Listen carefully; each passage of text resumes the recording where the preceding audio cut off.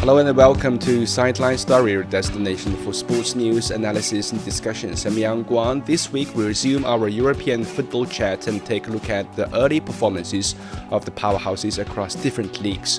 What went wrong with Liverpool? Who's driving Bayern Munich's success? To unpack the questions, I'm joined here with my fantastic co-hosts Tian Yu and Brandon Yates. All right, let's start with Liverpool. Yeah.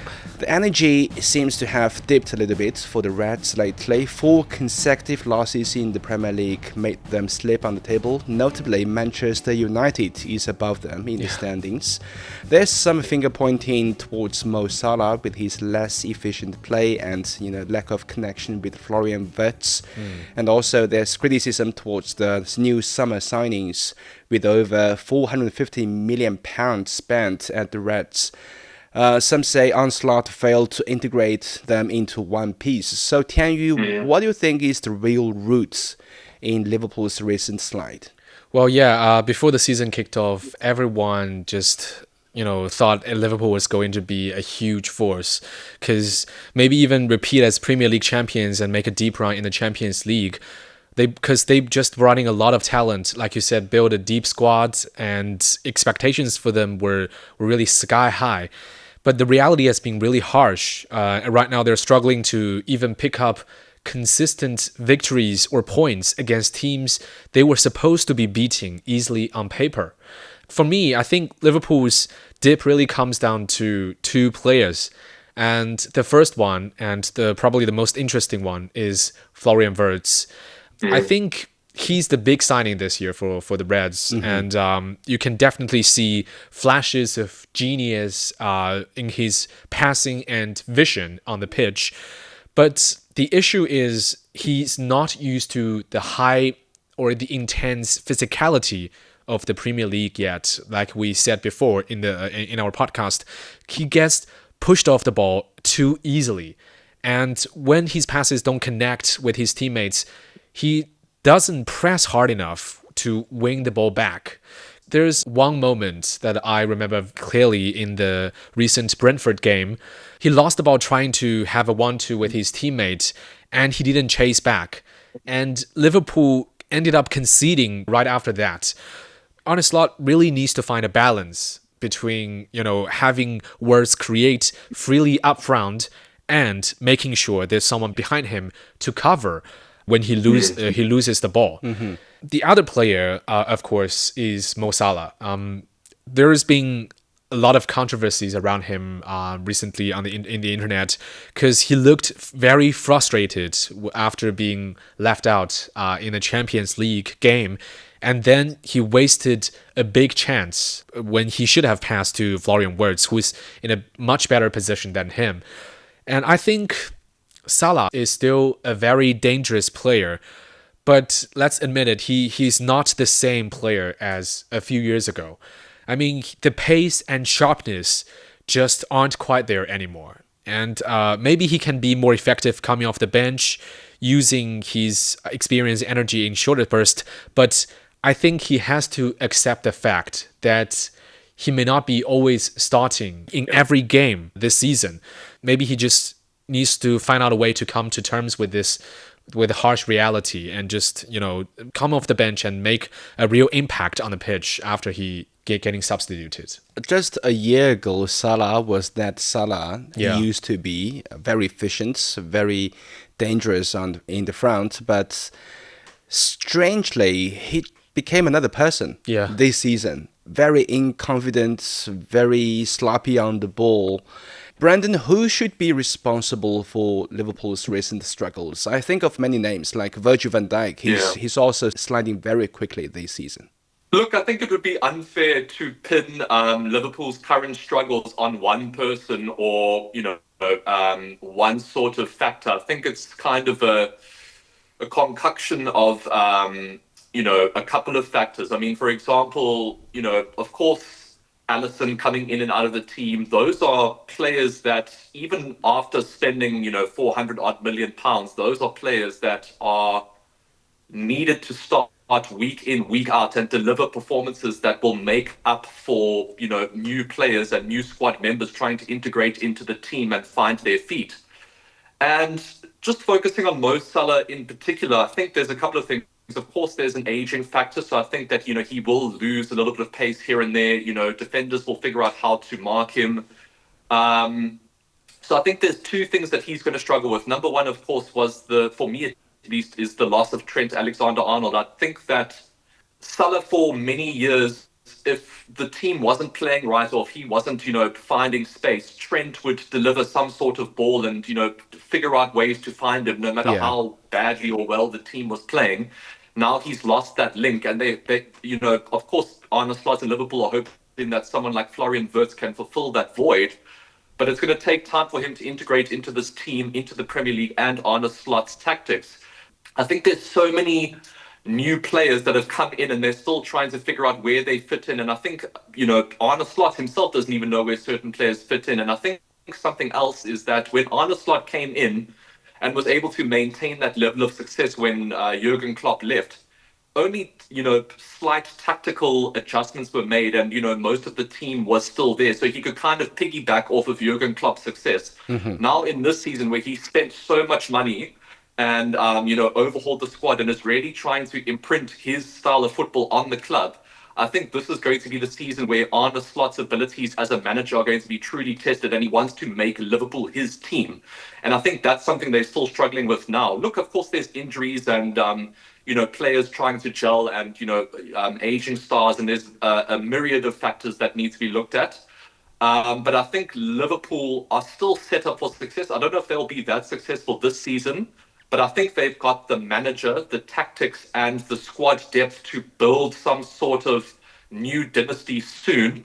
But critically, what they need to figure out is, are they going to hang on to these aging stars and find new roles for them within the team, or are they going to ship them out and build an entirely new team, an entirely new way of playing, and rely on Arne Slot's tactics to carry Liverpool forward? So there's a lot more question marks than answers around Liverpool right now. And I think that Liverpool fans and just football fans in general weren't expecting this, particularly after the amount of money spent. But as a United fan, I can tell you, money spent does not guarantee results. Right. I would say Liverpool hasn't made it clear whom their attack should be revolved around. At least it looks like so. I got this sense that Florian Wirtz hasn't earned enough trust, not by the coaching team, but by his teammates on the pitch. I don't see a second man besides Wirtz to, comb Liverpool's attack after Trent Alexander-Arnold left. And I don't see Arne Slot resolving the problem that Ugo Ekitike and Alexander Isak kind of overlap in their attacking roles. Liverpool look good on paper, but in reality, it seems like they haven't figured what kind of football they're going to play and what system they have built. Yeah. And there's no going back because Trent has left. This season, you can see McAllister kind of struggles. Szoboszlai also struggles because they are confused with their roles and positions on the pitch. Yeah. And now switching to North London, Arsenal is right in the mix again in the Premier League title contention, but with Liverpool and Manchester City kind of dealing with their own struggles and mid-season troubles, and Tottenham and Chelsea still inconsistent. Yeah. I personally believe that Arsenal has become the new title favourites this season for the Premier League. Their squad depth is the biggest advantage, and they have, built this momentum from the past couple of seasons. They've gained enough experience from the past couple of seasons, especially in the latter stages of the season. Tianyu, do you think this is the season they have to win? Well, yeah, definitely. I would say this has probably been Arsenal's best transfer windows in a couple of seasons, because they finally got the striker they need, Victor Gyökeres. And he's exactly the kind of player they've been missing for years, because Gyökeres gives Arsenal that focal point up front, someone who can hold the ball, link up the play, and finish inside the box. Even though Gyökeres has made a real impact in their squad, I would still say the biggest weapon of them is still their defensive line. Because when you look at their defensive line, it's just amazing. Gabriel and William Saliba, they're still continuing to anchor the back line. And the fullbacks, Calafiori and Julian Timber, they have been outstanding. And also they have, because they know when to push forward and when to drop back, which gives Arsenal so much flexibility in attacks and defense. And then you look at the squad depth. They signed Piero Hincapié, Christian Mosquera this summer. And even Ben White and the young Louis Skelly are sitting on the bench. So it's just such a stacked squad. And also, another lethal weapon of them is still their set pieces. I would say nobody in the league does a better job than Arsenal in set pieces. And what's wild about them is that no other team has been able to copy the winning formula of Arsenal's set pieces. That's a huge edge for Arsenal. So yeah, with that kind of defensive solidity and depth across the squad, I would say they've got exactly what a title contender needs just to last through a long season. So yeah, I would say this is shaping up to be Arsenal's best shot yet at finally lifting that Premier League title. Right. Arsenal's defense looks so reliable. I would say the most reliable in the Premier League this season. And that's why they often, get 1-0 wins, 2-0 wins, and without conceding any ball. But it seems like, their set pieces are just lethal. And the most efficient in the Premier League this season, if not in the whole Europe. Yeah. But it seems like the lack of other weapons besides the set pieces to score. For the past 2 games, they depend on set pieces to score. But other than that, you don't see much creativity in the front, maybe. So, Brandon, is this the most favorable title window for Arsenal, or do you think they are still not ready? I think they're as ready as they possibly can be compared to past seasons. I don't think we've seen this much depth and confidence, I would say, and kind of assertiveness from Mikel Arteta in terms of who his best 11 are. I think that he knows especially with the back four, and I think that's been critical for Arsenal and for any team that is wanting to achieve league success. You cannot concede goals. I always think that that's more important than being a team that goes on to score 3 or 4 goals. If you are conceding at the back and you have a leaky defense, when you come up against teams like Liverpool, City, Tottenham, then, a couple of others, or any team in the Premier League, actually, it's actually, when you think about it, the competitiveness of the Premier League just gets crazier and crazier every season. All teams are capable of scoring goals. So the fact that Arsenal, at least for this season, have been able to shut up shop and probably have the best centre-back partnership in the Premier League in Saliba and Gabriel. I think that's an incredible base to build from. And even though, some of the signings that have been brought in, they're not necessarily guaranteed starters or haven't really galvanized the team and have all of a sudden made them this superstar unit that looks like they can win all of the titles, I think it's given them more room to work with and to experiment with and to kind of develop consistency as the season progresses. When I look at someone like Gyökeres, for example, I'm sure Arsenal fans were hoping that he would come in and score 40 goals this season and, be the guy that just blows teams away and guarantees them the Premier League title. But what I think he does, even if he doesn't score goals, I think that physical presence and his athleticism that he provides up front, as Tianyu touched on, he also creates space for some of Arsenal's other attackers to go on and do something. So having that focal point, I agree with Tianyu, I think has been absolutely critical for Arsenal. So having someone like that up front that also, creates space for Arsenal's wingers that have, I think, been their most exciting element of their play for the last couple of seasons. When we talk about Martinelli and Saka and all of these players, those were normally the players we were talking about when it came to Arsenal, not necessarily an out-and-out striker that was scoring 20 goals a season. So even if Gyökeres isn't doing the job, he creates more space for Arsenal's lethal attackers. That's number one. And then having that back line and also, that solid, the likes of Zubamendi and Declan Rice and people like that in midfield, I think Arsenal has this incredible kind of muscly, reassured squad that I think can make fans confident that even though they're not blowing teams away, they do seem to be able to grind out results because of that, base that they have. And even if, their attacking trio or whoever is doing the job up front aren't firing on all cylinders, they manage to grind out results. And if I think of the best Premier League teams from the past, of course, I'm going to relate back to Manchester United, but so many of their title-winning seasons relied on 1-0 victories and, this sort of thing where no matter if you were playing badly, you knew for a fact that you were able to grind in and dig out results. And I'm seeing that from Arsenal. I think the ball is very much in Arsenal's court, in my opinion. Right. Yeah, I agree. I think it's now or never for Arsenal. Just raise the title, please. Okay, let's see how Arsenal will perform for the rest of the season. Before we move on, here's a quick review of the biggest sports headlines in China and around the world for the past week. Liverpool was thumped 3-0 by Crystal Palace in the League Cup, booking the London side spot in the quarter-finals and piling more misery on Arne Slot's struggling side.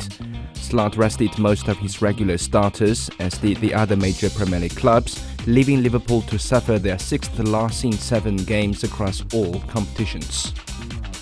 Bayern Munich advanced to the German Cup round of 16 after recovering from an early setback to defeat a spirited Cologne 4-1. Harry Kane scored a bracing comeback victory. The win marked Bayern's 14th straight victory in all competitions, a new record for clubs from Europe's top 5 leagues, surpassing AC Milan's 13-match start to the 1992-1993 season.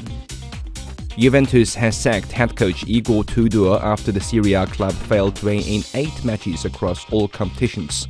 Reserve team coach Massimo Brambilla has taken over temporarily as the first-team manager. Tudor replaced Diego Motta in March and was the club's first foreign manager since Didier Deschamps in 2006.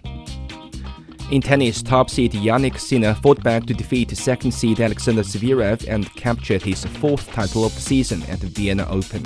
I just try to stick there, into mentally. I'm trying to play my best tennis when it counts. And third set was a bit of a roller coaster, but was feeling very well the ball at times. Sinner claimed the Vienna title for a 2nd time.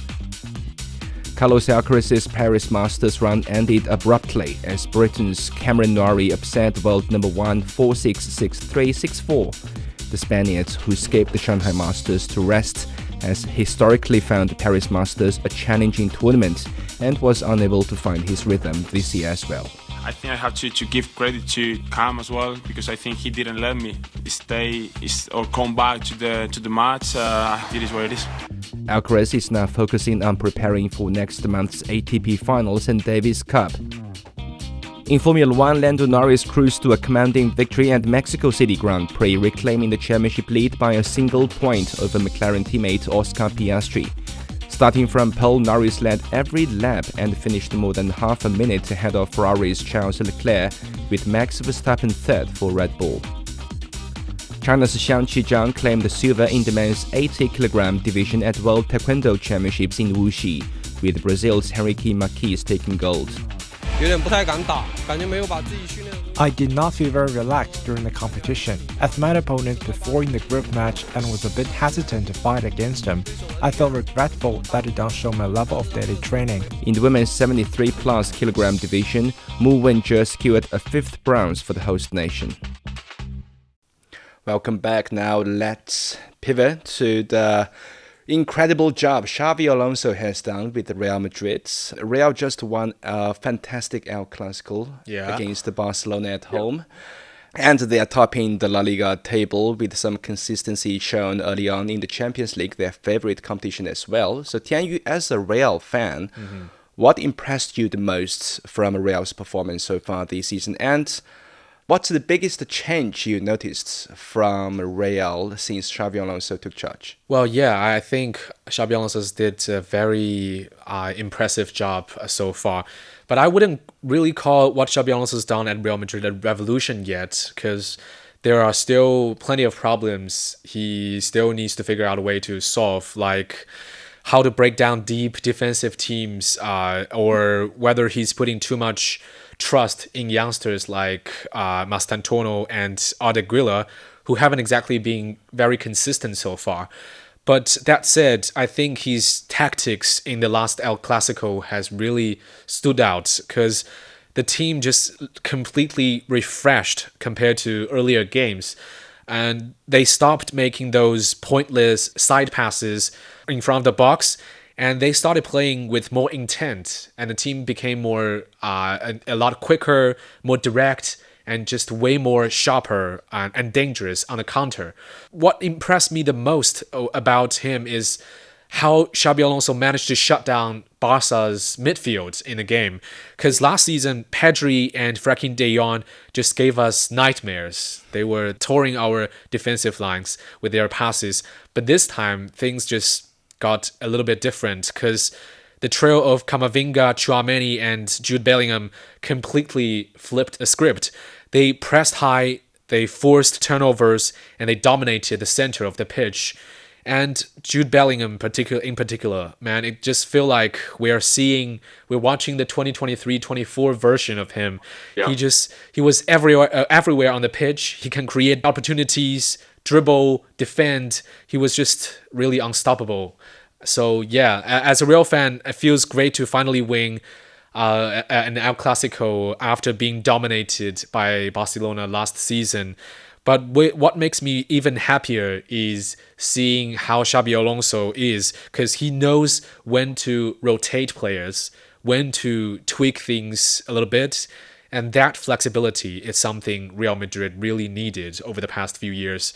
And I think this is just the start. I think more positive changes are definitely coming under him. Yeah, I remember in last season's one of the El Clasicos, Real just gave away the midfield against the Barcelona, because they can't control midfield. But this time against the Barcelona, I wouldn't say they dominated midfield, but it becomes the most important battlefield between the two sides. I think that's the biggest change I found from Xavi Alonso's Real. Things are looking positive for Real Madrid, but it looks like Vinicius Jr. looks like a ticking bomb for Real Madrid. His remarks after he was substituted off in that El Clasico, saying he would quit the club, was a little bit concerning. He's very welcome at Manchester United. Give us a call, Vinny. You're welcome in Manchester anytime. Yeah, I mean, with Kylian Mbappe now taking the spotlight at Real, Vinicius must learn how to be a wingman. Yeah. But his personality, it seems like, doesn't allow such role to happen. So I think he's the inharmonious factor in the Real Madrid locker room. Yeah, that's another problem that needs to be solved by Xabi Alonso. Yeah.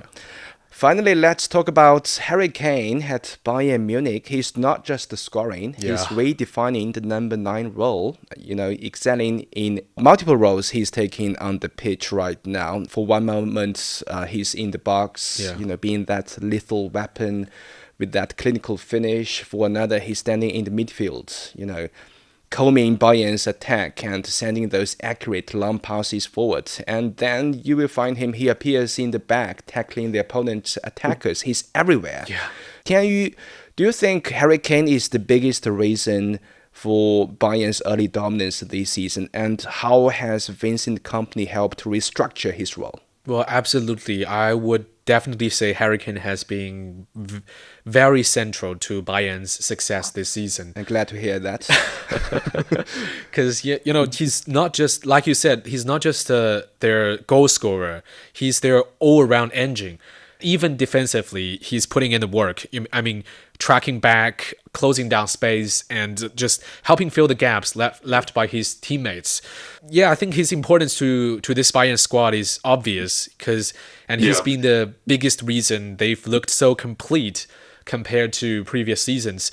And I do think Bayern literally got a 300 million pound player for 100 million pounds. Yeah, it's probably one of the best bits of business in the modern transfer market I think we've ever seen. Yeah, like we said many times before in the podcast, he's such a bargaining deal.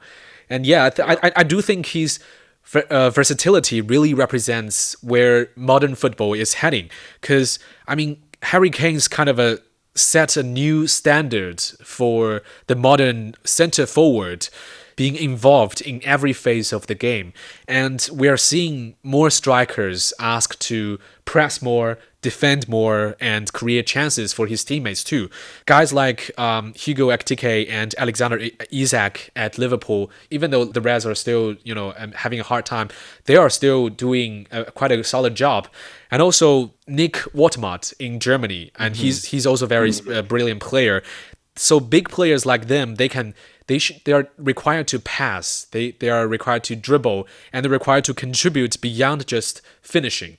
So yeah, I think as the game keeps evolving, forwards like Harry Kane, who can do a bit of everything, are going to be the blueprint for the modern number 9. But I think back to a couple of years ago, of course, I'm going to bring it back to Manchester United, guys, but when things started to when the wheels started to kind of come off at Manchester United, when Ronaldo left, when Tevez left, when Scholes was on the decline and Giggs was on the decline, Wayne Rooney took on a very similar role to what Harry Kane is doing at Bayern now. He went from just being an out-and-out number 9 and scoring 20, 30 goals a season, which Rooney in his prime, if he stuck, just stayed in the box and waited for balls to come in, I'm telling you, he could have been a 40 goals plus player every season. Yeah. But he's just the type of player that wanted to do everything for the club. He tracked back. He created chances. He scored goals. He, whipped in crosses for other players. He was able to do absolutely everything. So I'm seeing shades of Harry Kane from the Wayne Rooney that was,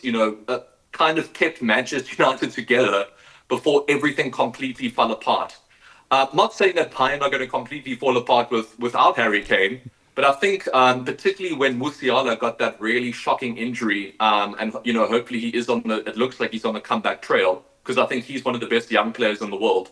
Harry Kane, I think, took on, not that he wasn't doing that before Musiala got injured, but I think when that happened, I think Kane took on even more of a role and became even more of a leader within the team. And I think that's been critical for Bayern's rejuvenated success, not just in the Bundesliga, but I think just in all of the competitions that they're playing in. So I think that Harry Kane is not only probably the most lethal finisher in the world behind Erling Haaland, but in terms of the most complete attacker in the world that we're seeing right now, Harry Kane is probably up there, and I think should be the blueprint for modern players, because I think there are so many players. I think of Alejandro Garnacho or Vinny, actually. When things aren't going their way, they kind of just throw their toys out the cot and their shoulders drop and they start blaming the supply or the way the team's playing, or, say the defenders aren't tracking back, this, that, or whatever. But someone like Harry Kane, I think even if his team was 4-0 down, he would still be giving 110% and doing absolutely everything that he can to get his team back on track. Let's see how he will get successful with Bayern and how the season progresses for other powerhouses like Liverpool, Arsenal and Real Madrid. With that, we end this episode of Sideline Story. Thank you so much for joining us. Subscribe to Sideline Story and leave your comments wherever you listen to podcasts. For more information, you can also check our website at radio.cgtn.com. Until next time, stay on the sidelines with us.